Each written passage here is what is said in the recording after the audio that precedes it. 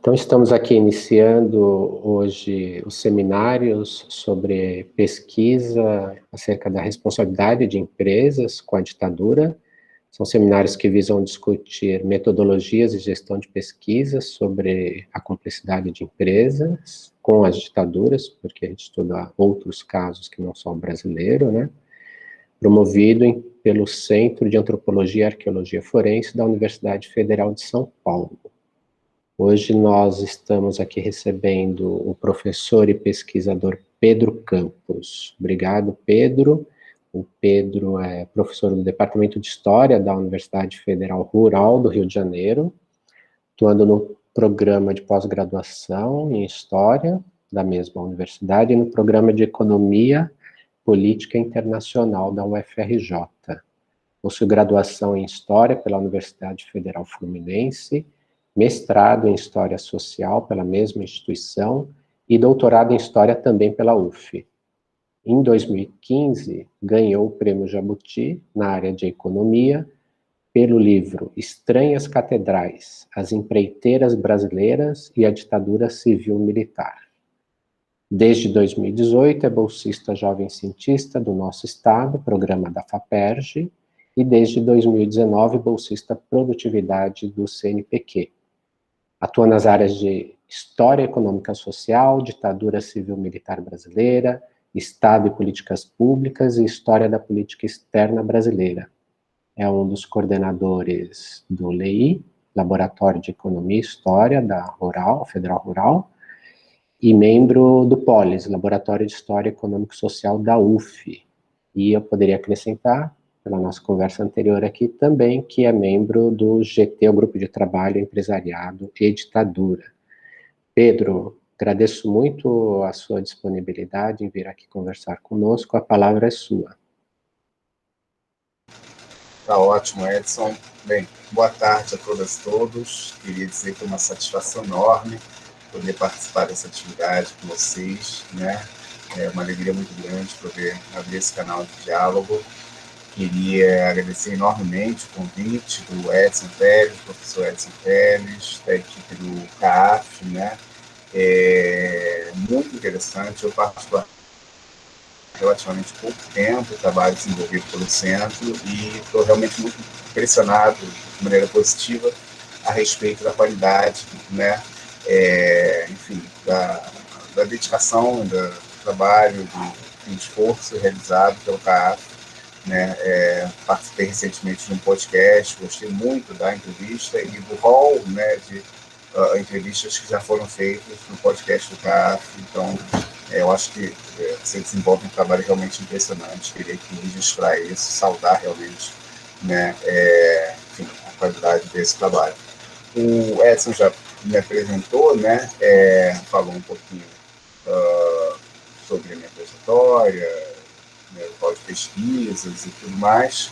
Eu pensei numa fala inicial, né, fazer uma fala relativamente curta, uns 20 minutos, estourando, 30, coisa assim, e apresentar um pouquinho, digamos assim, tanto do grupo de trabalho do qual eu faço parte, né, o GT Empresariado e Ditadura no Brasil, né, que o Edson apresentou aí na minha exposição a respeito do meu perfil de trajetória, e também falar um pouquinho sobre o método de pesquisa que eu desenvolvo, que o grupo ao qual eu estou vinculado, na sua maioria, né, acaba, né, realizando, né, e está como exemplo, de maneira muito preliminar, um pouco da pesquisa que eu desenvolvo, particularmente do estudo que eu acabei procedendo ali durante o meu doutorado, né, particularmente, digamos assim, captando esse segmento específico do empresariado que teve uma relação muito significativa com a ditadura, que foram as empreiteiras de obras públicas, né? Enfim, então eu, né, faço parte do GT, que o Edson fez referência, né, ao Grupo de Trabalho Empresariado e Ditadura no Brasil. Enfim, é um coletivo, é um órgão, né, que reúne vários pesquisadores e pesquisadoras do Brasil inteiro, né? A gente tem aproximadamente 70 pessoas vinculadas, né, ao GT, e acabou que a gente se organizou desde 2017 e realizava reuniões mensais no Rio de Janeiro, né, e por uma dessas contingências do destino, a pandemia acabou permitindo que a gente pudesse ampliar um pouco o espectro, né, e no horizonte das atividades, tendo em vista que as nossas reuniões passaram a ser virtuais, a gente pôde, né, ter participação de pessoas de fora do Rio de Janeiro, onde a gente está sediado, né. Então, a gente tem ali um conjunto de investigadores e investigadoras que se dedicam, né, tem pesquisas de desenvolvimento realizadas sobre a atuação empresarial na ditadura brasileira, inaugurada com o golpe de 64. Né? É um perfil acadêmico do grupo, né? A gente tem vários pesquisadores que estão, né, relacionados à universidade, que são mestrandos, doutorandos, graduandos, doutores, professores universitários, né? E existem vínculos diversos, né? A gente tem muitos pesquisadores, obviamente, que são aqui do Rio de Janeiro, mas também, né, da Paraíba, do Rio Grande do Sul, de São Paulo, do Maranhão e de vários outros estados, né, do país. O grupo, o nosso GT, ele não tem, digamos assim, não é registrado no CNPq enquanto um grupo de pesquisa, mas ele é fruto da combinação dos esforços, né, de dois laboratórios devidamente registrados nas agências, né, quais sejam, o professor Edson já mencionou, o LEI, né, o Laboratório de Economia e História da Federal Rural do Rio de Janeiro, que é liderado pelo professor Rafael Brandão, da UERJ, e por mim, né, e o LEMP, que é o Laboratório de Estudos sobre os Militares na Política da UFRJ, que é coordenado pelo professor Renato Lemos. Então, Rafael, Renato e eu, a gente mais ou menos atua, né, no grupo junto com esses outros colegas, enfim, para pensar, digamos assim, diversas atividades. A gente realiza reuniões periódicas, né, mensais, e o propósito inicial, quando a gente foi formado, em 2017, era, como primeiro passo, né, realizar um evento nacional sobre a questão da relação do empresariado com a ditadura. Esse evento acabou ocorrendo no ano de 2018, né, e como fruto direto desse evento, concebeu uma obra, uma coletânea, um livro, né, que pudesse consolidar um pouco das pesquisas já realizadas sobre essa interface do empresariado com o regime civil-militar inaugurado com golpe, né?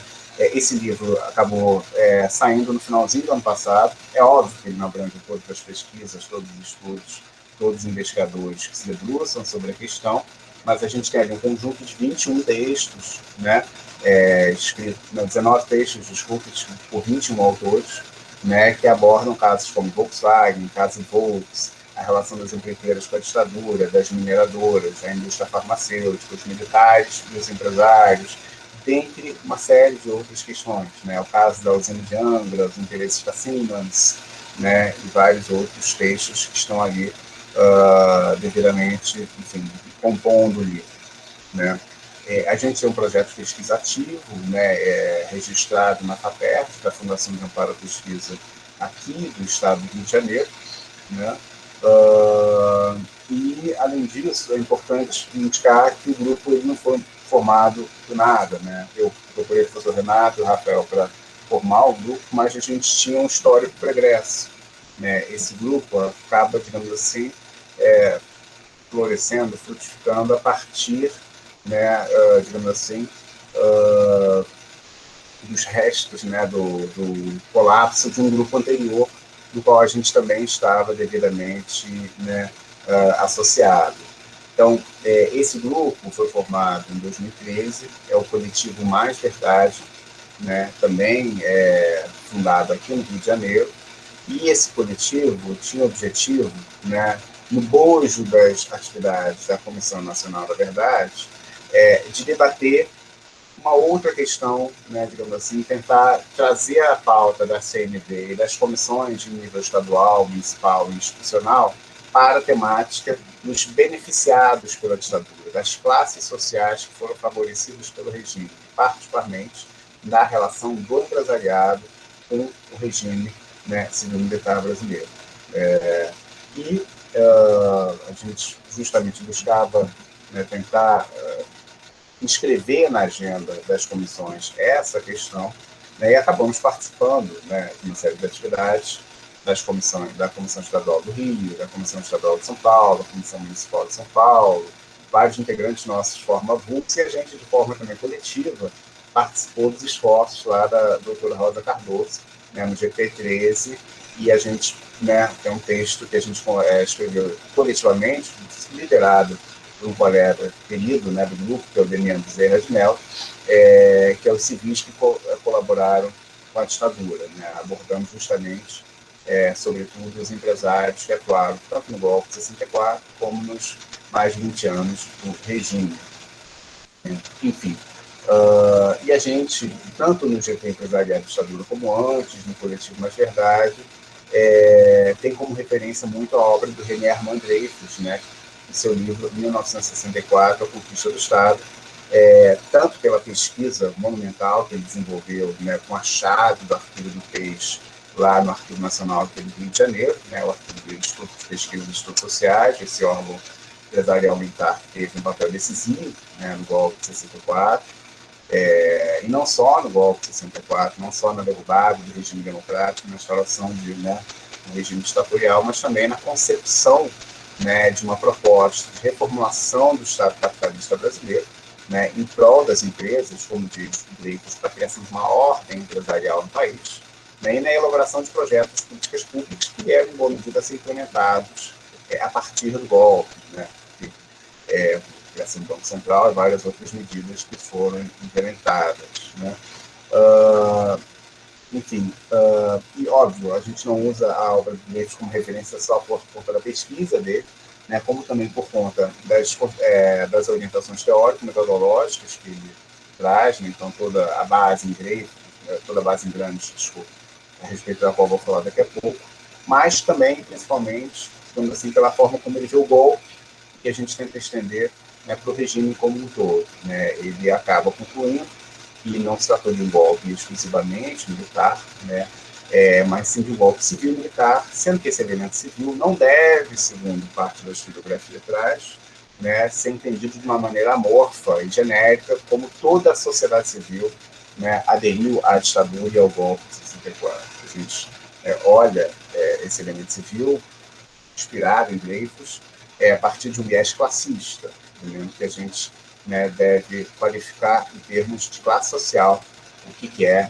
essa dimensão civil do golpe de 64. Então, da classe dominante, é um golpe burguês, é um golpe empresarial militar que é dado em 64 e que dá sequência, que dá origem a um regime empresarial militar, ou então civil-militar, entendendo esse elemento civil não como de uma adesão imediata e total e integral de toda a sociedade civil, mas sim preponderantemente, né, dos grupos dominantes da sociedade, né. Então, a gente usa Dreyfus justamente para avançar em direção de uma concepção de ditadura empresarial militar no Brasil, né, entendendo que o regime tem como os agentes fundamentais, decisivos no processo decisório, na implementação, na condução do Estado, das políticas públicas no período, justamente essa união aí dos esforços do empresariado, sobretudo de grande porte ligado ao capital estrangeiro,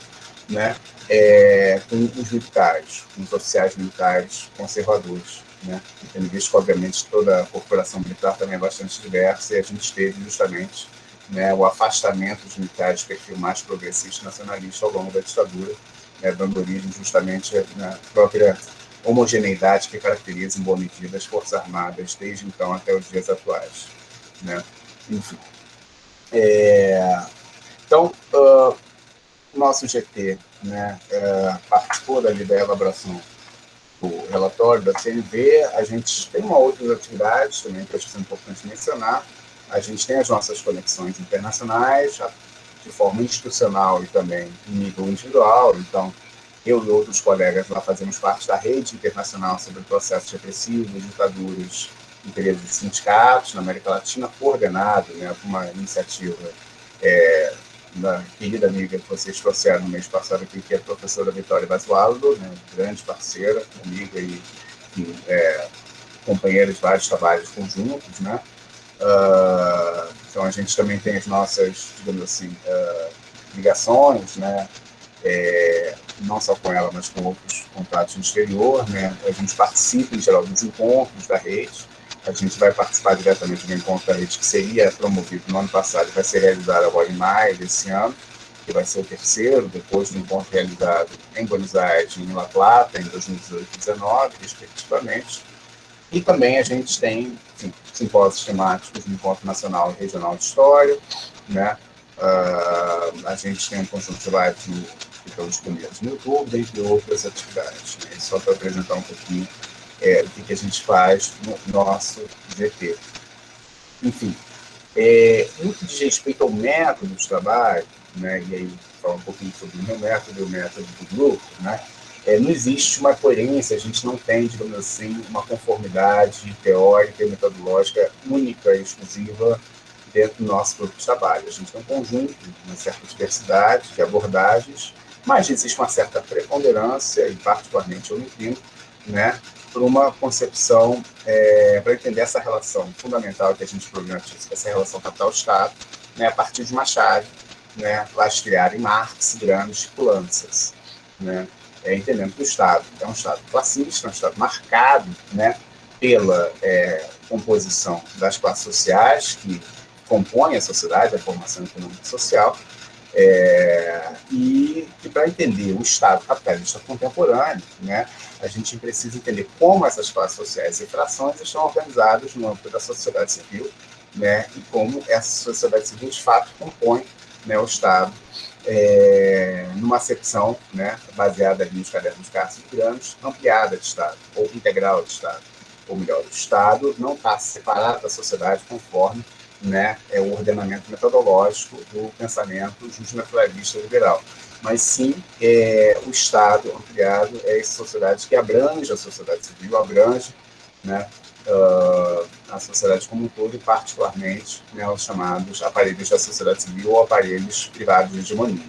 Então, no tocante à interface do empresariado e do capital com o Estado, né, a gente utiliza, né, essa concepção integral do Estado para entender em que medida as classes sociais e frações, particularmente das classes dominantes, né, como o empresariado se organiza no nível da sociedade civil, em associações, sindicatos, organizações diversas, em que medida eles atuam junto, né, às agências específicas do aparelho do Estado restrito, da sociedade civil. Em que medida esse empresarial se organiza para pautar as políticas públicas, né, e para tentar definir, né, a condição do Estado e o processo decisório. Enfim, e a partir disso, justamente, a gente tem que entender essa relação capital-Estado e as ações estatais, as políticas estatais, à luz da organização dos interesses das classes sociais, né, organizadas e, né, no âmbito da sociedade civil. Enfim, então, boa parte da nossa pesquisa se dá no sentido de tentar conhecer melhor essas organizações do empresariado, né? Então, a gente atua muito, digamos assim, nessas formas coletivas de organização das ideias, dos interesses e da formação de quadros, né, intelectuais orgânicos, na acepção que a gente chama, do empresariado e da classe dominante, né? E em que medida eles atuam no aparelho do Estado, no processo de condução, né, determinação das políticas públicas. Eu pensei numa terceira parte aqui da minha fala, depois do GT, dos aspectos metodológicos que permeiam, né, e presidem um pouco os nossos trabalhos, dar o exemplo justamente da minha pesquisa sobre o empresariado da Constituição Pesada e a ditadura, para ver como, né, digamos assim, a gente tem um exemplo de pesquisa ali que a gente tem no GT e também um exemplo de aplicação metodológica do que a gente tem, né, consoante essa leitura de Estado integral, Estado relacional, né, usando também o Polantzas, um Estado como relação social. Enfim, então, eu fui estudar as empreiteiras durante a ditadura, eu fiz isso, né, o Mark Bloch fala que as pesquisas, elas partem de questões presentes, né, então, nos anos lá 2006, 2007, passagem do primeiro e segundo governo Lula, eu via grupos como o Odebrecht, da Student, muito poderosos, tanto política como economicamente, que ele entendeu um pouco, né, como historiador, a raiz histórica desse processo, né? Por que elas já haviam se tornado tão proeminentes, né, na cena pública brasileira. E me vinha à cabeça, né, eu estudava na época século XIX, um processo histórico, né, distante, em certa medida, e me vinha à cabeça justamente o imaginário das grandes obras da ditadura, né, como Transamazônica, Ponte, Angra, enfim, as grandes rodovias hidrelétricas construídas naquele período, como talvez a chave para entender um pouco, né, desse erguimento, desse impulso, dessa alavancagem desses grupos econômicos específicos. E desenvolvi um projeto, né, no meu doutorado, lá em História na UFRGS, sobre a atuação das empreiteiras durante a ditadura. Tive muitas dificuldades para lidar com as fontes, tive muita dificuldade para lidar com a documentação das empresas. Né? Procurei as empresas e, principalmente, dadas as orientações teórico-metodológicas que eu já anunciei aqui, procurei as organizações empresariais. Né? Insistentemente mandei e-mail, liguei, bati na porta, né? Tive a felicidade de descobrir que a principal delas, né, que era no interesse imediato e principal, é assediada aqui no Rio de Janeiro, o SINCOM, né, o Sindicato Nacional da Construção Pesada. De tanto insistir, de tanto pentelhar, né, eles acabaram me recebendo, oferecendo um cafezinho e não liberaram praticamente nada de documentação. Então, lá na Rua de Brença, no Rio de Janeiro, fui lá no SINCOM, de tanto insistir, tentando mapear um pouco essas organizações, quando eu vi uma plaquinha lá, eu falei, eu estou no lugar certo, né? Tinha uma plaquinha lá em homenagem ao fundador do SINCOM, que era o Haroldo Polan. O Haroldo Polan é uma figura fundamental no EPES, no golpe de 64. É um empresário, dono do Banco Português do Brasil, presidente da empreiteira já inexistente hoje, Metropolitana, no Rio de Janeiro. Ele foi um dos articuladores principais do IPES, ele era amigo pessoal do Golbery Couto Silva, né? O Golbery admite que conversava com ele diariamente por telefone algumas vezes, um dos articuladores fundamentais do empresariado no golpe de 64, e óbvio também teve uma atuação ali na ditadura, apesar de em certo momento ter sido, né, mais, digamos assim, escanteado por certos grupos. E aí, recentemente lá, e não consegui lidar com a documentação. Eles ofereceram uma ata de fundação e só. E o estatuto estava disponível na internet. Né? E me deram de presente um livro comemorativo sobre a memória do sindicato. Né? Então, a fala oficial, obviamente, né? Nada plural, diversa, crítica. Né? O que eu fiz? A estratégia de pesquisa adotada foi, por fontes indiretas, buscar a atuação desses organismos, a partir de memórias dos agentes do período, a partir da imprensa, e principalmente o corpus fundamental que eu achei foi, que eu utilizei, na verdade, foi a revista O Empreiteiro, que é uma revista que acompanhava o setor da construção pesada, ou melhor, das empresas dedicadas às obras de infraestrutura, né, no Brasil ao longo desse período. Uma revista mensal que tinha vários exemplares disponíveis na Biblioteca Nacional. Também tive a sorte, né, digamos assim, a felicidade de encontrar na Biblioteca Nacional um boletim do sindicato patronal, né, o Informe SINCOM, disponível em 2, 3 anos, 84, 86, disponível lá. Não sei porque eles distribuíam os boletins para as empresas, não sei como exatamente o boletim foi parar lá no setor de periódicos da Biblioteca Nacional. Então, lidei com isso. Né? Então, está lá, por exemplo, cartel, é uma prática completamente corriqueira, deliberada no setor. Né?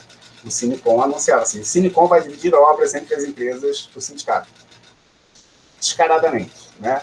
Tinha concorrência, tinha, né, a licitação, mas era público notório, e eles já admitiam, inclusive, os textos do boletim interno que faziam isso. Né? Enfim, e o interessante a notar é que esse sindicato foi formado em 1959, né, justamente no período das obras do governo Kubitschek, né, tanto da construção de Brasília, como também das rodovias do Plano de Metas, né, que são as obras fundamentais em termos de empreendimentos de engenharia desse período. E olhando, né, a organização desses empresários, eu verifiquei algumas particularidades que são interessantes. Né? Então, assim, por que foi formado um sindicato como o SINCOM e outros vários que foram, digamos assim, estabelecidos nesse período? Em primeiro lugar, né, isso acontece muito lá em Brasília. As condições de trabalho são muito precárias, né, para os trabalhadores, em termos de segurança, em termos de jornada, em termos de salário. Eram muito comuns as greves e a organização dos trabalhadores para reivindicar melhores condições e salários. E, por conta disso, os empresários de diversas empresas lá de Brasília se associam para coletivamente atuar junto aos trabalhadores. Então, um dos sentidos que eu vi da organização do empresariado nesse segmento específico, né, poder ter mais força política para lidar com os trabalhadores no sentido de deter o avanço de direitos, deter também aumentos salariais mais expressivos. Além disso, como disse, o sindicato era um cartel, né, funcionava como um cartel, não só esse, mas vários outros sindicatos. Geralmente é um cartel para cada segmento específico, para cada setor específico. Né? No Silicon se discutia muito obras rodoviárias, ele era muito ligado ao DNR, Departamento Nacional de Estradas de Rodagem. Havia um cartel específico para a Petrobras, a ABM, né? A Associação Brasileira da Engenharia Industrial. As empresas que atuavam com a Petrobras, elas se organizavam na ABM, né? Na Lava Jato saiu isso tudo, inclusive. Né? O presidente da ABM foi preso, tudo mais, que era o Ricardo Pessoa, da UTC Engenharia, né? Lá da Bahia. Enfim. E, além disso, óbvio, esses empresários não se organizam só para deter os direitos dos trabalhadores e, né, atuar como cartel. Eles também se organizaram, né, para elaborar projetos, propostas de intervenções de políticas públicas e até de obras que tentar inscrever na agenda estatal. Ou melhor, eles se organizavam ali para tentar pautar as políticas públicas. Né? E, óbvio, o sindicato teve uma atuação no golpe de 64. Então, eles se organizavam também para ter uma atuação política coletiva. O Haroldo Colan foi o primeiro presidente do sindicato, é uma agente fundamental no EPIs e no golpe. Né? 64. Tem uma foto dele aqui, que eu tenho, dele armado na noite de 31 de março, junto com capangas, né? Indo na casa da Vinasser, que era um jornalista também muito integrado ali com as forças golpistas. Né? E o que eu verifiquei na pesquisa é que esses empresários não só apoiaram o golpe de 64, como compuseram a ditadura, compuseram os cargos-chave do regime. Tem empresários do setor que estavam à frente de empresas, né, estatais, que puseram em conselhos estatais. Eu mapeio e trago exemplos disso na pesquisa de tese. Né? E, óbvio, não só eles diretamente, mas seus representantes. Eu poderia citar aqui o Figueiredo Ferraz, foi prefeito de São Paulo, prefeito de León, que era um empreiteiro de obras públicas, fez um conjunto de obras monumental na cidade durante o período em que ele atuou como alcaide. Né? Mas, óbvio, eles tinham também seus representantes diretos, representantes dos seus interesses. Né? O Delfim Neto era muito ligado a Camargo Correia, por exemplo. O Andreasa era o líder maior dos empreiteiros de obras públicas, e não só deles, né? De outros empresários também. Enfim, e esses empresários, eles não só aderem, né, à ditadura, apoiando a ditadura, elogiando a ditadura, usando suas peças por propaganda para repetir os bordões da política, do discurso fanista, eles aderem, inclusive, às práticas mais nefastas do regime. Então, a gente tem registros, né, de que a Camargo Correia, por exemplo, colaborou diretamente com a Operação Bandeirantes, né, inclusive, de acordo com um documentário do Cidadão Boylisson, né, a ALN e o MRT queriam pegar o Sebastião Camargo, né, além de terem como alvos o Perígio e o René Boylisson. Né. Consta, em entrevista, que o Sebastião Camargo, a Camargo Correia era a maior empreiteira do Brasil durante toda a ditadura, os filhos, a família toda no exterior, e se encheu de segurança, né, para evitar que fosse injustiçado, né, como foi o caso do Boylisson, naquele mesmo período. Né. Enfim, e, obviamente, durante a ditadura, a gente teve um conjunto de políticas extremamente favoráveis para essas empreiteiras, né, e muitas delas partiram de demandas diretas das suas organizações. Né. Então, vou dar um exemplo aqui. Né, não só, obviamente, havia o Sinicom, mas outros organismos, como o Clube de Engenharia do Rio de Janeiro, eles se organizaram contra uma política da ditadura que era de preferência internacional para empreiteiras estrangeiras e consórcios de engenharia estrangeiros para a realização de projetos de obras. Eles fazem uma política, né, a engenharia nossa, em defesa da engenharia nacional, e eles demandam preferência para as empresas nacionais. Né, eles pressionam tanto as políticas durante o governo Castelo Branco, e elas, no governo seguinte, no governo Costa e Silva, são revertidas, e justamente com a força do AI-5, né, com o fechamento do Congresso Nacional, o ditador Costa e Silva baixa um decreto, em 69, criando uma reserva de mercado no setor de obras públicas e de projetos de obras no Brasil. Né? Ele obriga que todas as obras contratadas pelo governo e agências governamentais de nível federal, estadual, né, e municipal sejam contratadas exclusivamente junto a empresas sediadas no Brasil. Né? Uma reserva de mercado criada em 69, que vai garantir para as empreiteiras nacionais o maior filão da história de obras públicas do país, que ocorre na década de 70, e que só é desmontado em 1991, né, com a abertura feita pelo Collor e o fim dessa reserva. Né? Naquele momento, o efeito da medida do Collor foi nulo, porque as empreiteiras brasileiras eram muito poderosas, inclusive politicamente, para conseguir as obras, mas com a Lava Jato, elas finalmente, digamos assim, quebraram, e agora as empreiteiras estrangeiras estão avançando de maneira significativa sobre o mercado nacional de obras públicas. Né? Várias outras medidas, eu não vou ficar aqui, digamos assim, detalhando isso, já estou quase chegando a 30 minutos, mas a política orçamentária, né, vai destinar muitos recursos, por exemplo, para o Ministério dos Transportes, o Ministério de Minas e Energia, em detrimento das verbas para saúde e educação, por exemplo. Né? E a política, digamos assim, favorável às empresas não era só dedicada às empreiteiras. Né? Havia isenções fiscais, financiamentos facilitados, entre outras decisões diversas, mas as políticas direcionadas aos trabalhadores também incorriam em benefício dos empresários, tendo em vista que o arrocho salarial, né, vai favorecer particularmente o segmento de obras públicas, porque as empresas do setor são grandes, né, digamos assim, contratadoras de força de trabalho, né, só uma Camargo Correia, uma obra como Tucuruí, ela tem 30 mil operários trabalhando. Então, imagina se a gente tem uma política de arrocho salarial como a ditadura desenvolveu. Né? Isso é extremamente favorável para as empresas do setor. Né? Não só o arrocho salarial, mas toda a repressão, né, aos sindicatos também favorece as empresas. E o dado mais nefasto, talvez, seja toda a política de relapso da ditadura em relação à situação da segurança dos trabalhadores. Né? Então, há um clima de não punição das empresas por não garantir a segurança dos seus operários, o que faz com que a gente tenha uma escalada dos acidentes de trabalho no período. Né? O Brasil se torna recordista internacional em acidentes. E os dados da pesquisa da Ana Beatriz Barros Ribeiro da Silva são de que, ao longo da ditadura, dados lá da Fundacentro, né, a gente teve algo como 63 mil vítimas fatais de acidentes de trabalho. Né? E aí, para finalizar minha fala, eu acho que dados como esse fazem, inclusive, a gente repensar o grau de violência da própria ditadura. A gente tem um relatório da Comissão Nacional de Verdade, os dados que 400 pessoas, pouco mais disso, 436, se não me engano, pessoas foram vítimas fatais do regime.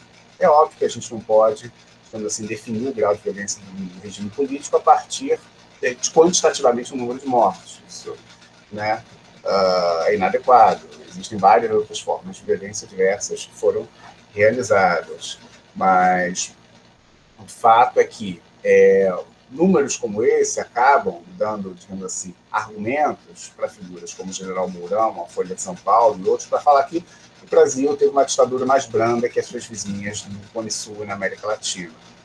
Ora, se a gente pegar outros aspectos diversos, né, as violências privadas, as violências das empresas cometerem sobre os seus trabalhadores, e particularmente os números dos acidentes de trabalho, que tem, né, digamos assim, impacto direto do regime político, né, da ditadura, do desmantelamento dos sindicatos, da política trabalhista do período, né, a gente, digamos assim, pode ampliar um pouco o grau de violência da ditadura, pensando que essas vítimas de acidente de trabalho, de certa forma, são vítimas da própria ditadura. Né? Enfim, com isso a gente pode entender muito melhor, no meu juízo, a ditadura, de quem que ela era, para quem que ela era e contra quem ela era. Né? Enfim, é isso. Queria fazer uma apresentação muito inicial aqui sobre o GT, os pressupostos metodológicos e também a minha pesquisa, para dar um exemplo. E agradeço o tempo, peço desculpas por ter me estendido aqui na minha fala inicial. Imagina, Pedro, não tem problema algum, agradeço muito a sua disponibilidade e a sua fala. Eu vou vou aproveitar o momento, Pedro, pessoal, vou deixar aqui o link novamente do formulário, onde a gente está juntando informações sobre empresas, empresários e pesquisadores sobre o tema, né? Isso vai ajudar muito a gente na montagem dos editais do projeto, né? Quando ele passar por uma fase de execução. Mas, voltando à sua colocação, ficou muito claro, né? Você apresentou um grupo, fez essa metodologia geral do grupo e apresentou sua pesquisa, né? Eu vou abrir a palavra para os colegas e, em geral, aí fazerem as suas perguntas. Eu acho que a gente pode fazer pela mãozinha do Meet ou pelo chat, a pessoa se inscreve.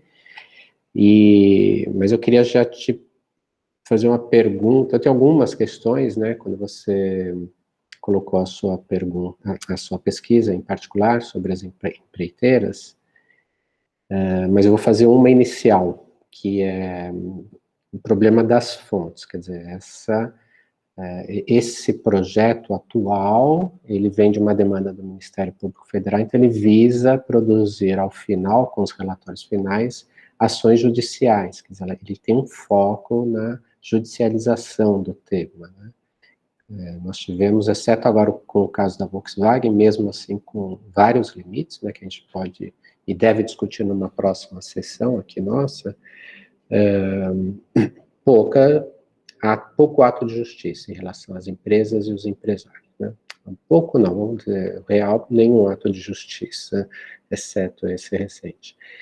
E aí eu perguntar, né, bom, primeiro, a Vitória Bassoldo já tinha dito isso, né? Esses boletins das empresas, dos sindicatos empresariais, são uma fonte incrível, porque eles estavam ali nadando na impunidade, eles sabiam que poderiam usar o boletim e colocaram um monte de dados lá interessantes para pesquisa agora, né? Inclusive dados de balanço de empresas, né? Então, você falou de alguns casos do que você encontrou nesses materiais, mas eu queria saber duas coisas, né? Se você chegou a materiais de empresas, que você falou, acho que de revistas gerais, né, de materiais gerais das empresas, e se ao encontrar esses dados, havia questões ali envolvendo justamente a administração desses projetos, dessas relações entre o governo e as empresas, e se você não sentiu uma demanda para além do historiador de chegar aí o economista, o administrador de empresas também para mexer com esse material. E aí eu aproveito, eu acho que a gente pode fazer por bloco, tem a Mariana, a próxima inscrita. Olá, boa tarde, vocês me escutam? Sim. Boa tarde, todo mundo. É bom ver quem eu estou vendo, vamos saber da presença de quem nós não podemos ver. Queria agradecer a fala do Pedro, realmente foi muito esclarecedora, mas eu recomendo em particular o podcast, que aí tem bem mais tempo, né? Então a gente consegue também com calma ter maior dimensão do trabalho que ele vem desenvolvendo. Eu tenho duas perguntas. Uma é do ponto de vista metodológico, que eu fico intrigada com a questão de pensar o funcionamento de grandes grupos de pesquisa, inclusive como este daqui, né? Aliás, eu estou um pouco participando dele, um pouco para ver como que isso como é que vai ser criada essa dinâmica, porque eu acho muito interessante e, ao mesmo tempo, muito desafiante, né? Então, vocês têm um grupo aí de pesquisadores que é enorme, né? E aí eu gostaria que você falasse um pouco de como é que vocês se organizam, que tipo de coisa vocês fazem como grupo para fazer avançar as pesquisas dessa área.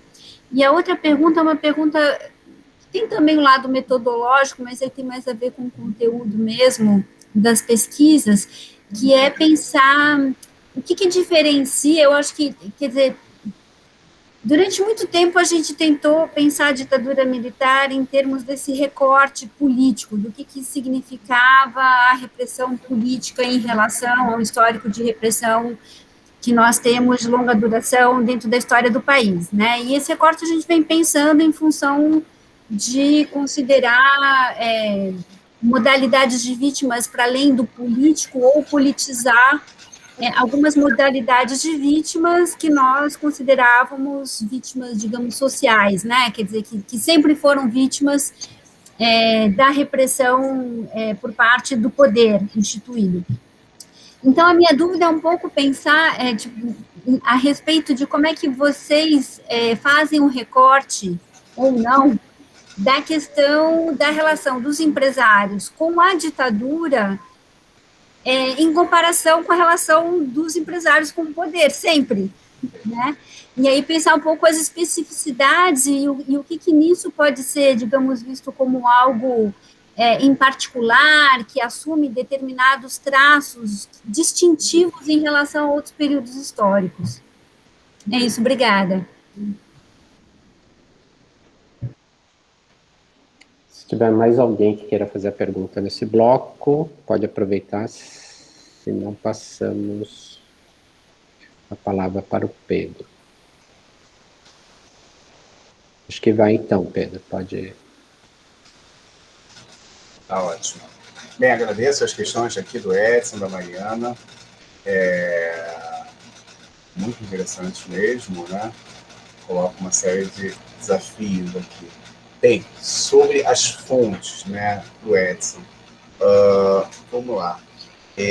O foco, a ênfase da pesquisa é buscar as organizações, né, empresariais. E, assim, eu até tentei também ter acesso às empresas, assim, enfatizando, buscando essas maiores, mas é uma dificuldade muito grande, né?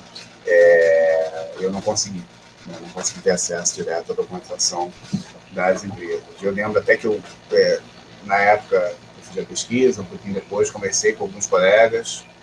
Eu tive o Alex Quadros, é um jornalista norte-americano que trabalhava na Bloomberg, e eu conheci ele na atividade do GT13, da CNV, da Comissão Nacional de Verdade. A gente ficou uma ideia que ele estava estudando justamente os grandes empresários brasileiros, né? E ele conseguiu uma entrevista, ele conseguiu, né, conversar com um alto diretor da Odebrecht, né? Enfim, e aí ele passou várias coisas para mim na época, mas a documentação da empresa era uma coisa muito mais complicada. E ele conseguiu conversar com o diretor da Odebrecht justamente a partir do fato de se apresentar como um jornalista norte-americano e escrever para a Bloomberg, né? E aí isso ele conseguiu algumas portas abertas, né? Tem um outro caso muito interessante, né, que é o do Ari Minello. O Ari Minello é um dos maiores historiadores, talvez o maior pesquisador vivo, né, sobre a atuação do empresariado na ditadura brasileira, um dos maiores do empresariado em geral, né? O Ari é professor, né, coordenador lá do Unesp, né, no Estudo sobre o Sistema Financeiro, um querido amigo também, e ele escreveu um livro premiadíssimo, da Unbox, né, sobre os banqueiros durante a ditadura. E aí eu lembro de palestras do próprio livro, do Ari, contando como conseguiu ter acesso não só à documentação da Febraban e das grandes, né, empresas e organizações do setor bancário, como fazer entrevistas com figuras como Jorge Oscar Melo Flores, que é um banqueiro fundamental na década de 60, né? Na época que a gente não tinha esse oligopólio extremamente restrito no setor bancário e comercial brasileiro, e que é uma figura também politicamente muito relevante nos eventos, né, que ocorreram no período, inclusive o golpe. O Ari conta que ele veio lá do Sul, veio aqui para o Rio de Janeiro, e ele fez duas coisas fundamentais, né? Ele comprou o terno para visitar a empresa, e a organização dos banqueiros, e ele chegou com a carta da UNAM, que ele está fazendo doutorado na Universidade Nacional Autônoma do México, né? E aí o fato dele chegar se apresentando como sujeito, né, engravatado e tudo mais, com uma carta de uma universidade estrangeira, abriu portas para ele, né? Ele conseguiu tanto o acesso à documentação das empresas e organizações, como essa entrevista, né, impressionante com o Jorge Oscar Melo Flores, que conta detalhes, né, que ele ia falando coisas, e aí quando ele queria contar coisas que seriam mais em off, ele se afastava do microfone, e o Ari ouviu, mas não conseguiu captar no microfone as coisas que ele falava. Enfim, O que eu consegui corrigir na pesquisa, o que eu consegui trabalhar em termos de documentação das empresas, especificamente, uns boletins oficiais das empresas, que trazem até informações interessantes, assim. Por exemplo, o Informe Odebrecht, né? Que é um boletim mensal, né, da empresa. Eu consegui depois toda a documentação desse acervo, está comigo, eu consegui no site da internet, que eu acho que já saiu do ar, né, e é um material de pesquisa muito interessante, apesar de, obviamente, ser uma fala oficial, né, da empresa ali sobre as suas atividades, né, mas acaba, obviamente, denunciando aspectos, né, fundamentais, enfim, sobre a atuação do grupo e tudo mais. No que diz respeito também a esse setor específico, a gente tem em Minas Gerais o Centro de Memória da Construção Pesada, né, que fica em Belo Horizonte, é ligado ao Sindicato, né, das Empreiteiras Mineiras. Então, a gente tem um conjunto, né, digamos assim, razoavelmente diversificado de fontes no que diz respeito, né, à atuação do empresariado, né.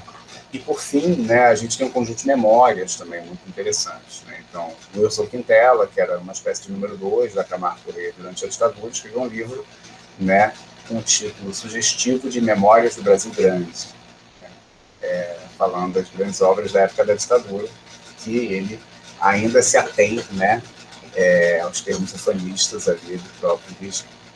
Enfim, esse é o material que eu acabei trabalhando, que na época eu consegui, digamos assim, travar acesso, né, em relação à atuação dessas empresas, né. Mas óbvio que, assim, na grande imprensa, principalmente na imprensa especializada, na imprensa técnica, no caso da indústria empreiteira, a gente tinha um acompanhamento muito significativo do setor, e ali realmente eu tenho um conjunto de materiais, né, muito formidável, né. A indústria empreiteira, ela realmente fornece um conjunto de subsídios e elementos para a pesquisa no setor. O Wilson Quintela, exatamente. A minha tese perguntou ali. Wilson Quintela, o livro está aqui, Memórias do Brasil Grande. Ele chegou a ser presidente da Camargo Corrêa, né, mas na época que Sebastião Camargo estava à frente da companhia, ele era uma espécie de número 2, um advogado, né, que atuava ali na empreiteira paulista. Enfim, não sei se dei conta da resposta, Edson, mas toda pesquisa, né, que é quando a gente tenta estudar o empresariado, pelo menos que eu vejo com os colegas também, não só comigo, a gente encontra uma série de percalços, né? O que é uma pena, porque no exterior, né, a gente tem todo um ramo internacional da chamada Business History, né, da história econômica, história de empresas, e é muito comum, né, os historiadores em outros países conseguirem travar acesso à documentação empresarial para construir, né, enfim, seus estudos históricos acerca dos grupos econômicos. O que ocorre no país, né, aqui no Brasil, eu acho que, né, digamos assim, uma dificuldade, inclusive, a praticar a lei de acesso à informação, de 2011, ela permite que a gente traga acesso, né. Detalhe, por exemplo, o Sincom é um sindicato registrado no Ministério do Trabalho, é um sindicato patronal, ele tem a prerrogativa oficial, né, de, digamos assim, negociar o dissídio coletivo com os trabalhadores. Então, é um órgão registrado no Estado brasileiro, particularmente, né, chega o Ministério do Trabalho e, enfim, os órgãos que lhes dão sequência. Então, ele deveria, por, né, digamos assim, obrigação legal, abrir seus arquivos aos pesquisadores. O que acontece é que a gente não faz isso, né? Então, uma das dificuldades que a gente tem aí. A questão da Mariana, né, a dinâmica do grupo. O grupo ali, digamos assim, a gente via justamente, né, tipo, a gente veio do trabalho do Coletivo Mais Verdade e a gente sentiu que a gente desenvolveu um grande trabalho ali naquele coletivo, mas faltou justamente, né, faltaram dois aspectos fundamentais finais para a gente concluir um pouco, né, assim, uma certa um ciclo de atividades, que era fazer um grande evento, né, e escrever esse livro. Então, o propósito do grupo inicialmente era esse, né, era realizar essas duas principais tarefas, realizar esse evento nacional, que a gente levou a cabo em 2018, e também, né, lançar esse livro, que a gente conseguiu fazer no ano passado. né? A gente não tem propriamente no grupo uma dinâmica de um projeto e divisão de tarefas, de pesquisa. A gente até tem interesse, né, digamos assim, a intenção de fazer isso adiante. O que a gente faz são reuniões mensais e o grupo, de certa forma, é um ponto de chegada, no sentido que a gente tem vários colegas que têm suas pesquisas já consolidadas, individuais ou coletivas, que trazem para o grupo, né, resultados, elementos, né? A gente coloca isso, digamos assim, em contato com o outro, e etc.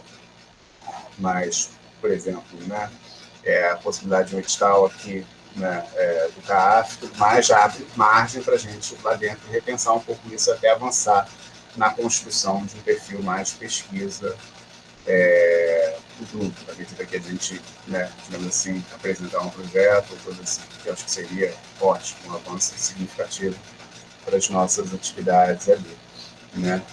Enfim, e eu acho que a sua questão, né, colocada dessa diferenciação entre empresários e ditadura e empresários poder é fundamental. Eu acho que é uma questão conceitual, teórica, de reflexão decisiva para a gente pensar, né? Enfim, e particularmente no grupo a gente tem uma diversidade sobre o assunto. Eu tenho alguns colegas que acham que o empenho desses empresários independe, em certa medida, de ser ditadura ou democracia, que existe uma lógica do Estado capitalista, que é o Estado, né, classista por excelência, mas, digamos assim, e aí a gente, sei lá, é algo que merece, de fato, um desenvolvimento. A impressão que eu tenho é que as circunstâncias específicas da ditadura, né, dão mais potencialidade à ação desse empresariado e ao seu acesso ao poder, né? Isso por conta das dificuldades de representação, das dificuldades de organização, das dificuldades de atuação das classes subalternas e de suas organizações específicas, né? Então, a ditadura acaba potencializando, multiplicando, incentivando, né, esse caráter empresarial do Estado, tendo em vista as características, né, do regime no Brasil. E, óbvio, com semelhança em outros lugares do mundo, né? Na medida em que ele reprime os trabalhadores, persegue os sindicatos, né, censura os movimentos sociais, impede a vinculação de certas notícias e informações, né, cria um ambiente em que ele pode, por exemplo, na sua política orçamentária, reduzir gastos de saúde, educação, né, inclusive proíbe informações sobre surtos de meningite, coisas assim, né, e ampliar gastos, né, nas políticas dedicadas a empreendimentos e infraestruturas, muitos dos quais com prioridades duvidosas, né, digamos assim, vamos colocar. Em que pleito eleitoral foi apresentado o projeto da rodovia transamazônica? Nenhum. O processo decisório em torno da construção daquela estrada, ele é extremamente restrito. Ele não foi, digamos assim, um objeto de debate público a respeito desse tema. Isso foi extremamente limitado, né? Não havia um ambiente público de discussão sobre essas questões. No Congresso Nacional, né, não foi debatida a questão a fundo, né? O Congresso Nacional, com todas as restrições que havia, obviamente, a representação parlamentar naquele período, dadas as cassações de mandatos, dado o bipartidarismo forçado, dentre outras características do regime. De modo que, sim, existem algumas confluências, existem algumas, digamos assim, aproximações da dinâmica, né, da relação do empresariado com a ditadura e dos empresários com o poder, de uma forma mais genérica, mas, digamos assim, a impressão que eu tenho, produto da minha pesquisa, né, é de que a capacidade dos empresários imporem a ordem como eles querem, né, num regime ditatorial altamente repressivo como era o nosso, é mais significativa do que um regime, né, democrático no qual eles têm que lidar com uma descentralização maior do poder, com dificuldades, né, enfim, sei lá, na dinâmica parlamentar, na imprensa, em outras organizações e instituições específicas. Então, e mais, outra questão, né, que o Estado, originado no período pós-ditadura, né, concebido aí como marco fundamental da Constituição de 1988, ele é extremamente impactado pelas próprias, digamos assim, conformidades legadas pelo regime, né? A gente tem um clube autoritário, mas a gente tem a própria, digamos assim, emergência econômica política dos grandes grupos econômicos que cresceram, se alimentaram da ditadura, né? E todo o conjunto de práticas que eu acho que, de certa forma, a gente não conseguiu avançar, né, no período posterior à ditadura. A gente não conseguiu, né, reformular o sistema tributário para além do que a gente teve montado na ditadura, grosso modo, obviamente, né? Claro que houve mudanças tributárias pós-ditadura, mas a gente não conseguiu, de certa forma, superar o marco ali das reformas PAEG, que acabam fazendo com que os impostos incidam principalmente sobre o consumo e não sobre renda e propriedade, né? A gente não conseguiu superar o monopólio da mídia, né, concebido em certa medida durante a ditadura, né? A Globo, né, a Rede Globo, ela é formada, né, com apoio direto, de forma legal, durante a ditadura, e ela, obviamente, tem um papel decisivo no processo de redemocratização e na condição política do país desde a década de 80. A Globo não é onipotente, a gente sabe muito bem disso, senão o Brizola nunca tinha sido eleito para nada. Mas ela, obviamente, tem um poder bastante, né? E ela, né, uma herdeira direta do regime. Enfim, dentre outras várias questões, né? Se a gente pensar dinâmica parlamentar, dinâmica eleitoral, financiamento das eleições, qual o papel das empreiteiras fortalecidas, enriquecidas, crescidas, né, expandidas durante a ditadura nesse processo, né? Então, a gente tem um regime democrático pós-ditadura que é tutelado em boa medida por grupos econômicos que foram favorecidos, crescidos, né, fortalecidos durante o regime. Então, isso, de certa forma, das próprias limitações do sistema democrático que vige hoje no Brasil. Enfim, então, é isso. Se a gente tem as relações do empresariado com a ditadura e o empresariado com o poder pós-ditadura, ele é muito marcado pelas contradições, pelas conformidades criadas pelo próprio regime. Não sei se respondi, Mariana, acho que essa questão é muito interessante, de fato, merece uma reflexão, uma ponderação, uma digressão, uma discussão muito significativa, mas alguns elementos eu tentei dar aí em retorno. Espero ter contemplado. Obrigado, Pedro. A gente tem a Janaína inscrita, eu já vou passar a palavra para você, Jana. Só queria, de alguma forma, a pergunta da Mariana também toca nos nossos processos aqui desse grupo, dessa pesquisa, né? Então, eu vou aproveitar a oportunidade para falar um pouco disso. Pedir licença, Pedro, é coisa rápida, mas já serve como informe geral também, né? De fato, Mariana, colegas, aqui a gente não chega a ser um grupo de pesquisa, né? Não que não possa vir a ser, mas no momento não é exatamente essa a ideia. A ideia aqui é que a gente constitua, de fato já está constituindo, né, uma rede de pesquisadores sobre o tema, e que essa rede faça o aporte necessário, pelo menos é o que a gente está tentando, para que a gente possa ter os elementos que vão definir a execução desse projeto, porque esse projeto, diferentemente de qualquer outro que a gente possa abrir a partir das nossas pesquisas, vem com algumas determinações a partir do termo de ajustamento de conduta assinado entre a Volkswagen e os ministérios públicos, e o principal deles é de que as pesquisas sirvam para ações futuras no sistema de justiça, né? Então isso também cria alguns limites, algumas definições prévias, né?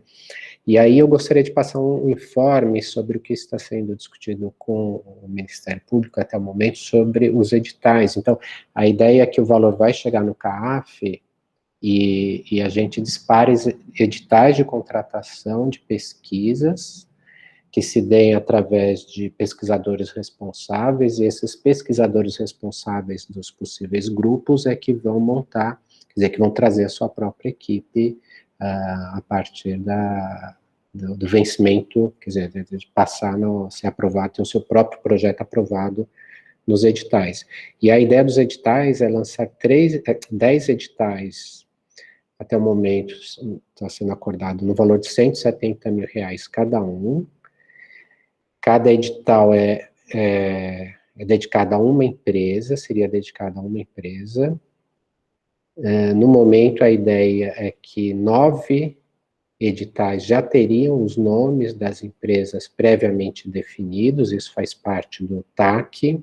Quem vai indicar os nomes para o CAF é o Ministério Público Federal, então o CAF ficou de ouvir através dessas conversas e qualquer outra conversa, né, quer dizer, vocês podem escrever lá para a gente, se tiver alguma dúvida, a gente também pode participar de reunião de grupos de pesquisa, se for o caso, para esclarecer. E um dos editais, o 10º, seria um edital para uma empresa a ser sugerida pelos grupos que se inscreverem no edital, ou seja, um último edital que seria aberto, vendo que a gente tem uma gama de possibilidades, aí bem mais do que 10 empresas, e talvez seja o caso de ver o que os pesquisadores podem trazer de última hora em termos de projeto. Aí teriam mais 3 projetos que a gente está chamando de transversais, em torno de R$50 mil cada um, que seria uns pesquisando a justiça do trabalho, como ela recebeu as denúncias e como ela lidou com essas denúncias, qual a participação dela no silenciamento do processo de destruição de direitos e de ocultamento dos processos repressivos, né? O segundo projeto transversal seria uma espécie de história econômica, mais voltado à relação entre militares e empresários e empresas, com um foco principal no modo como esta relação alterou as formas do trabalho no Brasil. Isso, o Pedro falava na sua explanação inicial que é difícil a gente medir as ditaduras, né? Não é muito apropriado medir por número de mortos, e qualquer outro critério a gente pode colocar na mesma ideia, né? Mas uma das formas possíveis, ou melhor, uma das formas que dentre as outras que a gente pode medir uma ditadura é o que ela deixou para a democracia subsequente, né, suas heranças. E a alteração das formas do trabalho no Brasil tem aparecido nas nossas conversas como uma dessas grandes heranças, né? O terceiro edital transversal seria para as questões de gênero e étnico-raciais, também. Então, receberia projetos nesse sentido. Então, esses 3 grupos de editais transversais conversariam com os grupos de empresas, porque são transversais na medida em que eles vão participando dos dados e das análises que os grupos individuais, ou seja, de cada empresa, vai produzindo, né? Tem também um valor dedicado à construção de um banco de dados que atue em 2 fases, né? Uma primeira fase em que ele vai servir como receptáculo das pesquisas dos grupos, ou seja, no sentido de um auxílio aos pesquisadores, onde eles possam alocar material, fazer buscas facilmente, cruzar com materiais de outros grupos de pesquisa ali das outras empresas, e depois de finalizado o projeto, que ele se transforme num acervo público.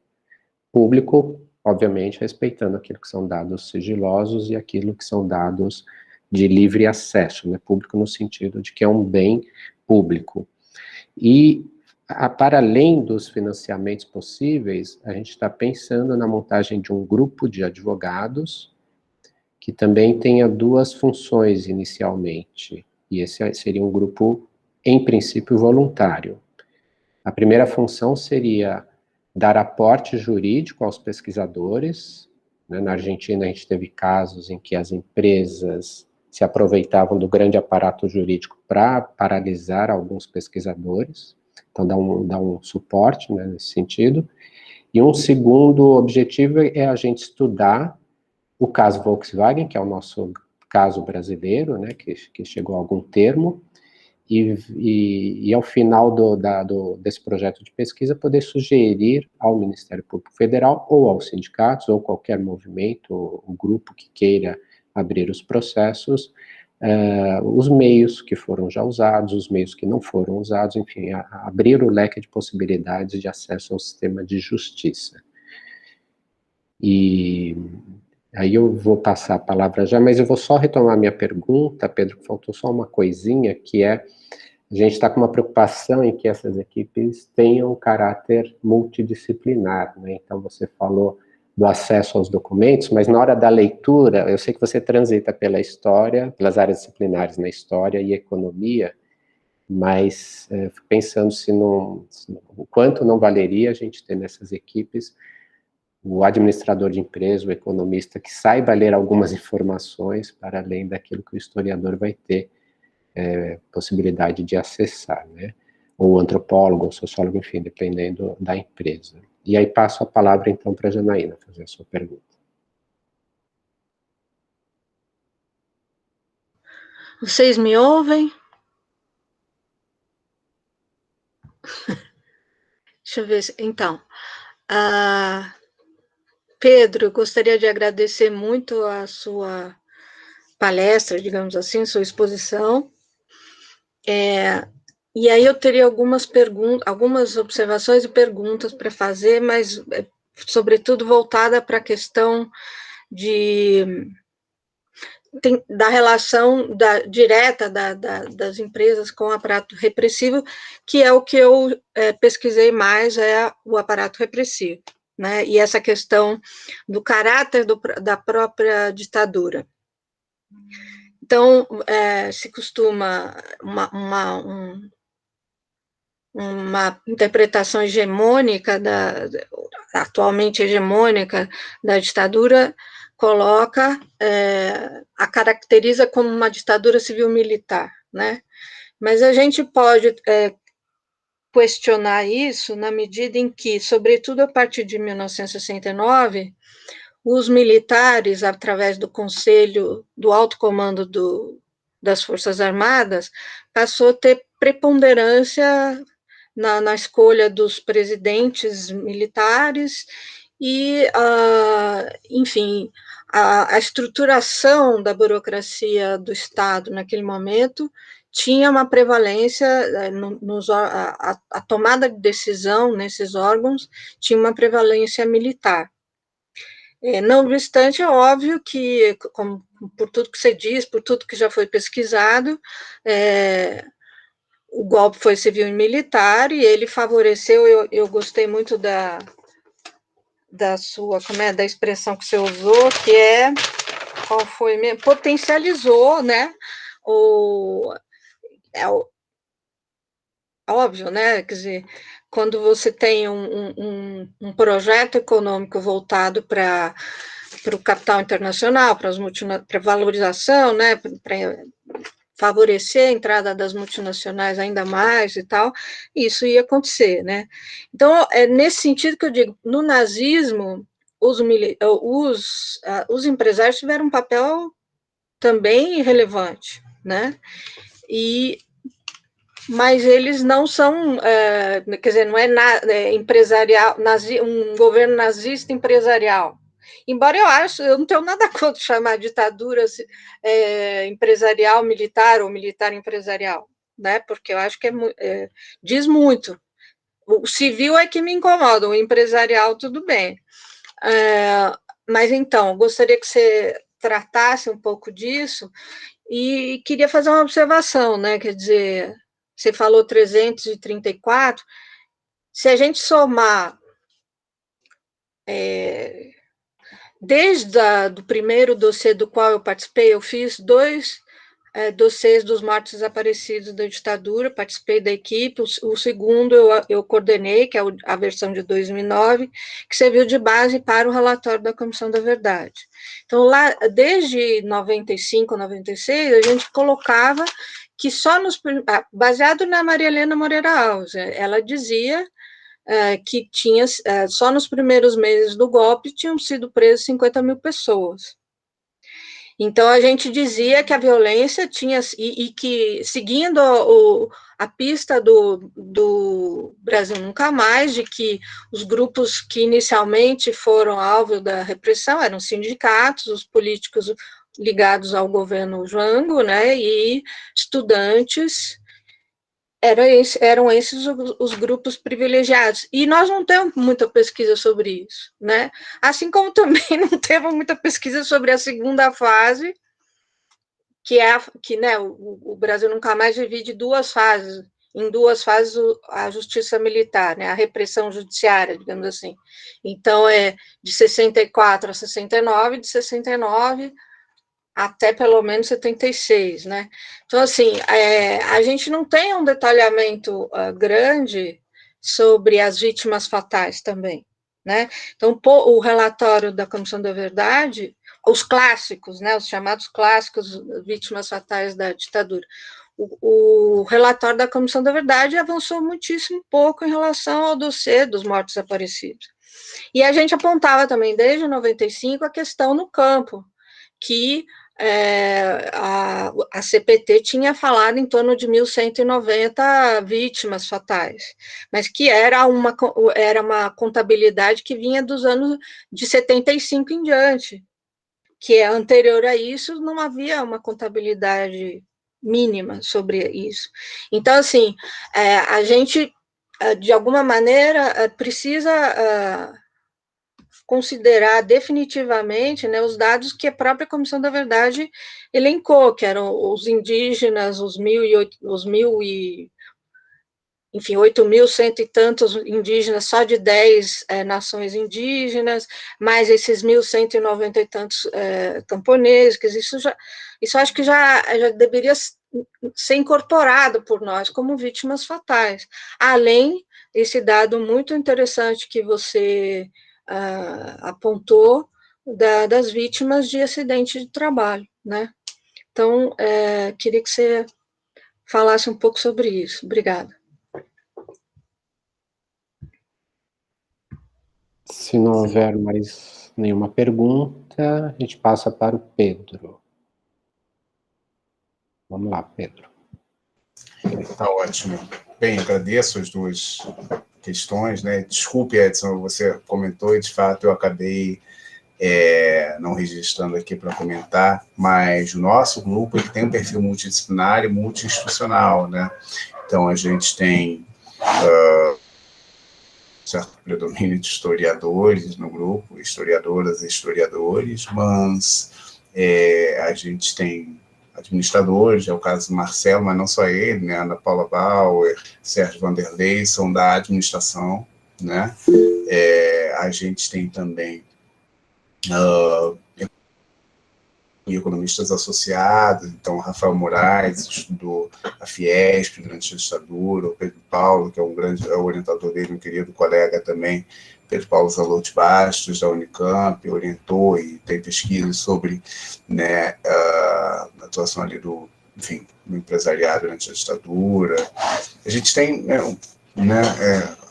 digamos assim, especialistas nesse campo, né? A gente tem cientistas sociais também no grupo, né? Particularmente a gente tem uma parceria boa ali com o pessoal do CPDA, né? Que é o Programa de Pós-Graduação sobre Desenvolvimento, Agricultura e Sociedade. Então, uma querida colega, Leonilde Servo de Almeida, que estudou toda a repressão aos trabalhadores rurais, aos camponeses durante a ditadura, né? A Regina Bruno, que é uma colega que estuda também, né, o empresariado rural durante a ditadura, e Elisandra Galvão, que foi orientando das duas, e estudou a CNA durante a ditadura, né, a Confederação Nacional da Agricultura.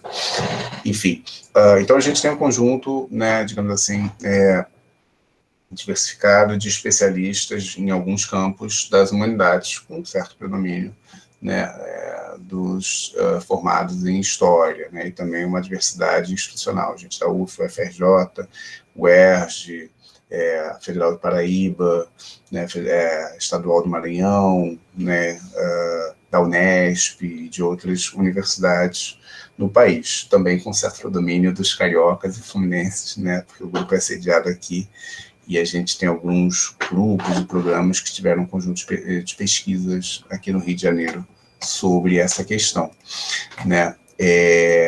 Enfim, vamos lá. Então, acho que respondi a questão, e é interessante, obviamente, contar com os saberes específicos dessas áreas, né?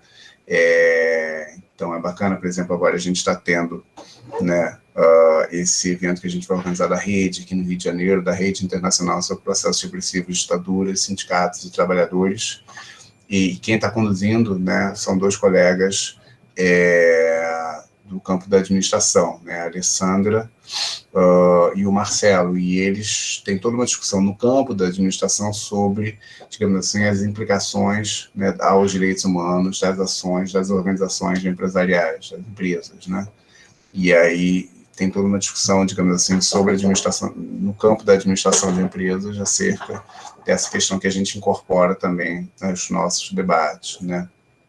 Enfim, sobre a questão da Janaína, não, muito interessante, eu acho que várias ponderações, né, interessantes que você colocou aqui,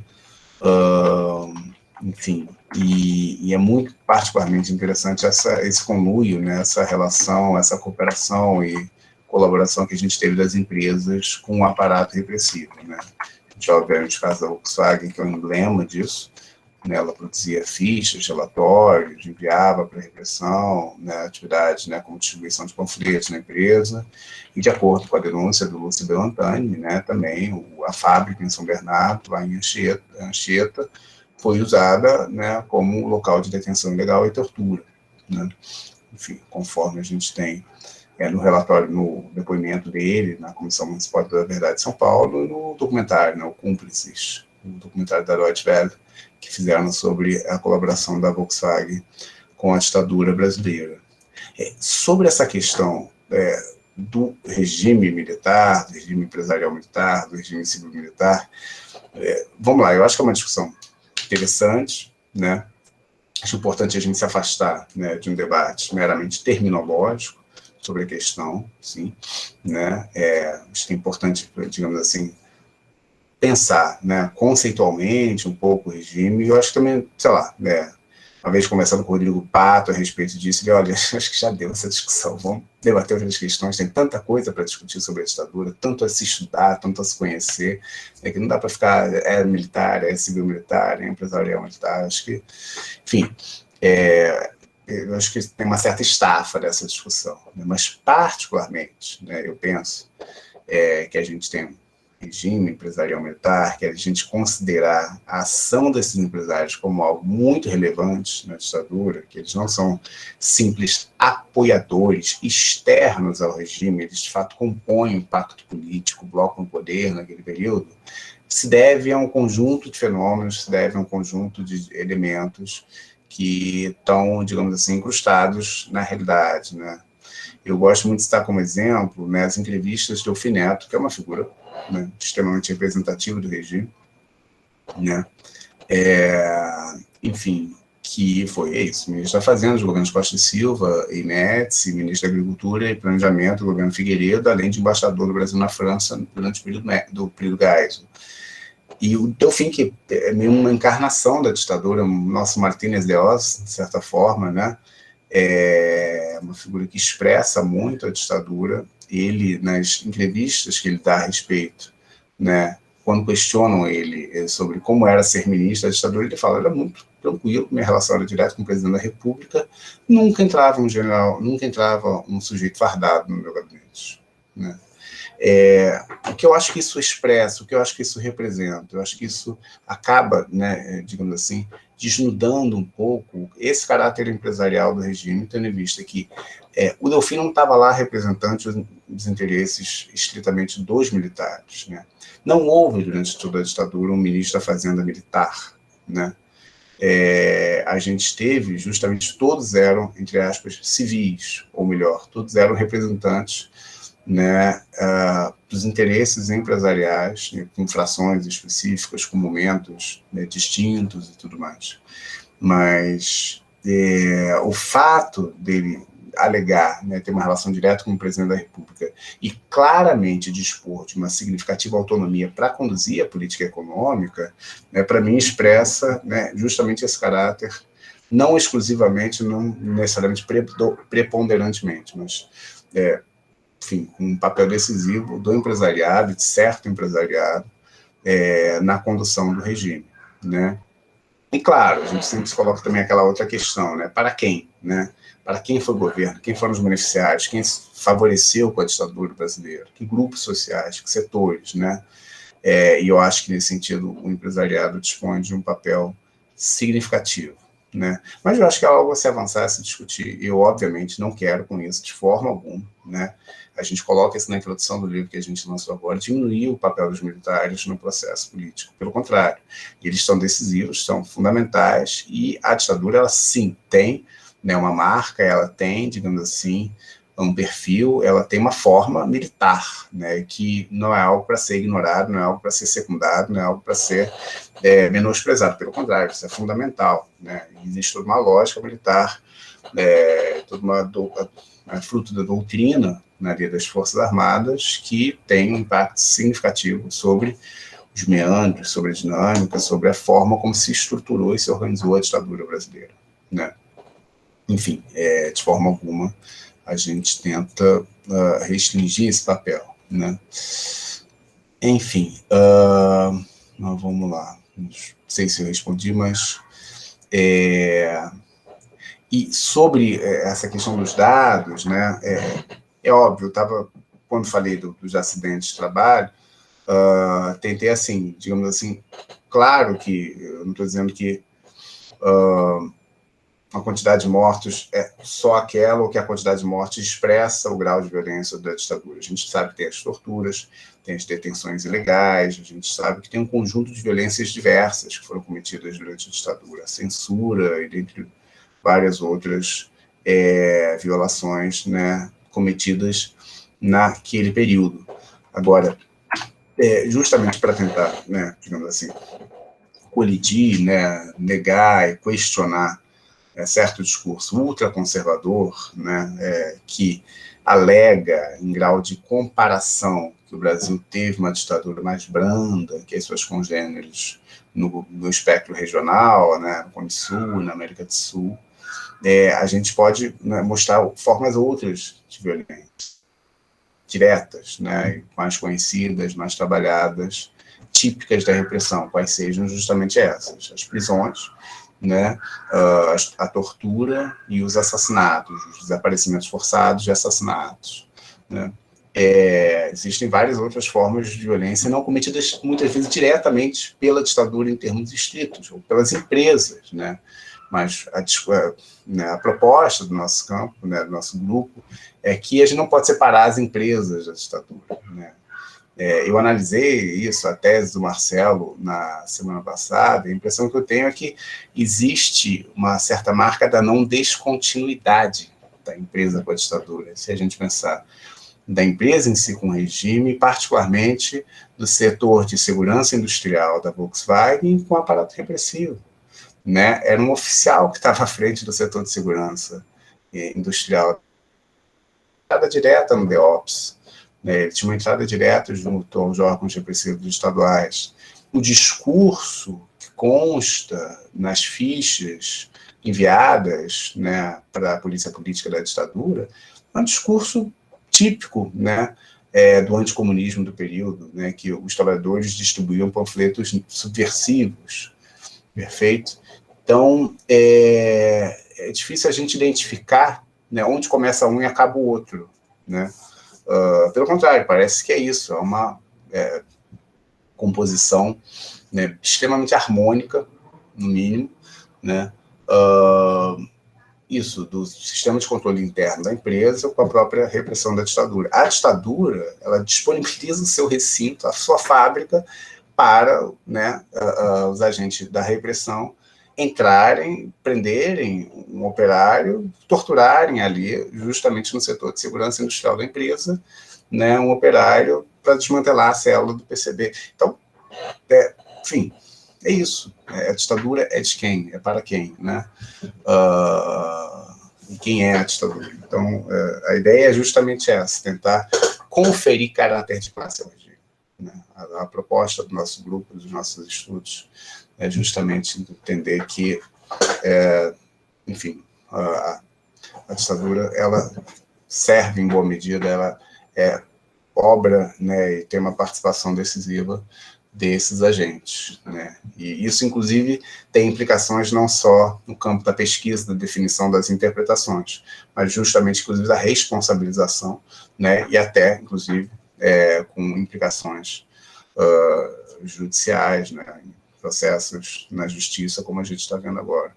A gente, de fato, como os argentinos, muito mais organizados em termos, né, de pesquisa, metodologia e judicialização que a gente, em certa medida, estão provando, né? A gente pode responsabilizar as empresas, né, por sua cooperação com o regime. E você citou o caso do nazismo, a gente tem vários processos, né, contra as empresas, né, que colaboraram com o nazismo. A Volkswagen foi criada pelo Estado nazista, a gente tem o caso da IBM, a gente tem vários outros, né, casos diversos de empresas que, inclusive, tiveram que prestar contas, né, e desenvolver até políticas de memória por conta do seu conluio, por conta, né, digamos assim, de toda a sua cooperação com o governo nazista.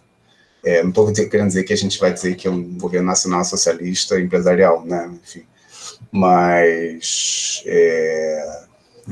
independente do aspecto terminológico, né, depreender que esse empresariado, os bancos suíços e vários outros favoreceram com o governo nazista, parece um aspecto bastante significativo e interessante que merece pesquisa, investigação e conhecimento. É isso.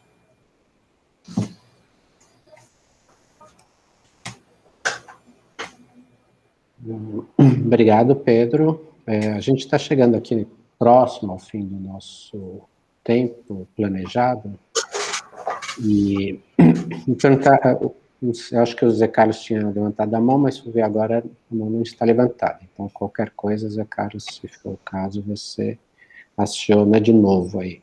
A gente pode fazer uma outra pergunta agora final, tá bom, Pedro? E para todos, né? Eu queria só aproveitar para divulgar que um dos próximos encontros será com a Márcia Rattori, que não está aqui no momento, e sobre arqueologia espacial. O Pedro deve ter percebido na sua pesquisa sobre as empreiteiras o quanto que a questão ambiental, em alguns casos, mas também a estrutura espacial de certos empreendimentos, né? No caso da Volkswagen isso é possível, porque houve a localização de um espaço onde se praticava atos repressivos ou violações de direitos, mas como que a arquitetura espacial pode também nos ajudar a produzir documentação sobre os processos repressivos, sobre a cumplicidade.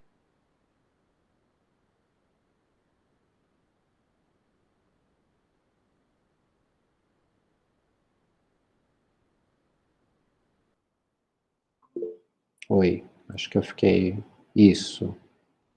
Obrigado, Aline. É a Márcia e o Pedro Pablo, que vão participar desse encontro. E eu queria, então, ver se alguém vai ter mais alguma pergunta. Eu vou só colocar uma última, Pedro, e aí quem tiver também aproveita, porque você veio contando das dificuldades do seu acesso às fontes, e em algum momento você falou, mas aí teve o GT13 lá da CNV, e a gente sabe que uma série de documentos chegou à CNV sobre empresas e empresários, mas não houve tempo de uma análise mais profunda, ou dividir por empresas toda a documentação, mas o quanto é que essa sua experiência na CNV, que você que já tem a pesquisa no tema, como é que você percebeu assim esse aporte, né? Como é que todo o arquivo que a CNV conseguiu juntar poderia colaborar com esse processo que a gente está disparando agora? E aí eu passo a palavra para a Tamires. Por favor, Tamires. Obrigada, Edson, tudo bem? Olá, boa noite. Pedro, obrigada por toda a discussão aqui colocada. Eu sou de Cubatão, enfim, tenho uma história aí também. Sou artista da cidade, né, e me interesso muito pelo campo da pesquisa e principalmente por toda a nossa pesquisa voltada muito para esse lugar também das intersecções, né? Tipo, da pesquisa e onde isso capta a arte também. E o polo industrial e toda a sua, de alguma maneira, contribuição também. Ele falou da arquitetura, né? Sentir também essa questão muito profunda. Aqui tudo ainda está muito nas primeiras conversas, a gente ainda está iniciando um grupo de estudos para tentar pensar quais foram as marcas deixadas mesmo pelo regime militar aqui na nossa região. Então, o acesso ainda assim aos conteúdos, ela tem uma certa dificuldade, mas eu gostaria de saber se, dentro desse seu estudo, a Baixada Santista, e claro, se você tiver algum apontamento ou alguma pesquisa, assim, a gente tem nomes muito, né, os prefeituráveis naquela época também, né, muito ligados ao regime. Então, se você tivesse alguma contribuição de livros que eu pudesse começar a trazer para esse grupo, para a gente poder pensar também aqui essa discussão. Obrigada. Alguma outra? Obrigado, Tamires. Alguma outra questão? Eu vou aproveitar aqui e recolocar o formulário. Tamires e qualquer outra pessoa que ainda não tenha preenchido, é interessante preencher, porque você passa a fazer parte aqui da rede. Ok, Zé Carlos. Então, passo a palavra para o Pedro. Obrigado, Pedro. Tá ótimo, Edson. Eu queria aproveitar a oportunidade de agradecer todas as mensagens, né, gentis aqui no chat, que eu acabei não comentando, acabei não respondendo pelo chat mesmo, né, mas obrigado a todos. Agora o último foi o Zé Carlos, vários outros, né, foram muito, né, generosos aqui com a minha fala, então eu queria realmente registrar meu agradecimento aí, né, enfim, as considerações que foram feitas pelas pessoas. Vamos lá. Eu acho que essa questão ambiental, né, da estrutura do espaço, da arquitetura espacial, enfim, dos ambientes, é bem interessante, né? Bem interessante mesmo, particularmente, né, que eu estudei, os canteiros, né, de obras públicas, um negócio impressionante, assim, a gente tem, inclusive, todo um conjunto de estudos sobre isso, antropólogos estudou muito, a gente teve, enfim, jornalistas que estudaram é muito interessante notar, por exemplo, nos canteiros de obras, como, por exemplo, o refeitório era geralmente onde começavam as situações, né, de explosão social, tendo em vista a precariedade, muitas vezes, da alimentação que era proporcionada para os operários, né, de certos empreendimentos, né, e tem falas empresariais sobre isso, inclusive, né, todo o cuidado que eles tinham particularmente com o refeitório, que ao mesmo tempo, né, eles acabam tentando ofertar a alimentação mais próxima do demandado, e por outro, tinha um aparato repressivo extremamente violento, né, e, digamos assim, presente naquele ambiente também. Enfim, sei lá, uma digressãozinha sobre o apontamento aqui do Edson, né. E a Comissão Nacional da Verdade, é isso, ela conseguiu coletar um material interessante, né, particularmente o GT13, né, particularmente, até onde eu sei, assim, do acervo do Ministério do Trabalho, de todo o material lá da política trabalhista, né, da ditadura. Eu, conversando com o pessoal do IEP, particularmente com o Sebastião Neto, né, eles contaram falaram a respeito de um grande potencial, né, dessa documentação para pesquisas e estudos, né.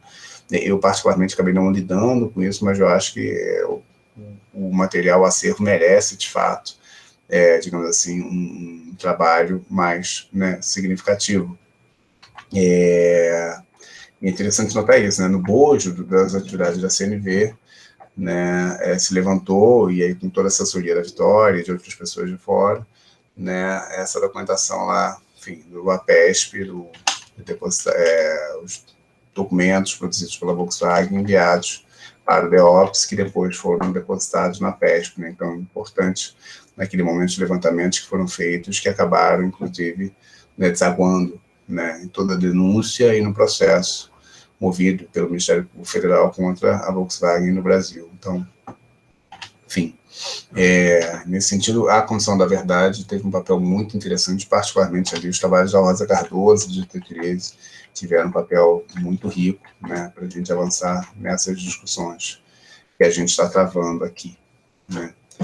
Enfim, e por fim, né, a questão da Tamires, sobre Cubatão, né, uma cidade, de fato, industrial, que, né, eu não conheço particularmente, como se deu na Posipa, como se deu na refinaria local e tudo mais, todo o processo, né, digamos assim, de vigilância, monitoramento sobre os trabalhadores. A gente tem, isso é muito interessante porque a gente carece de estudos regionais, de escala local, né, como se deu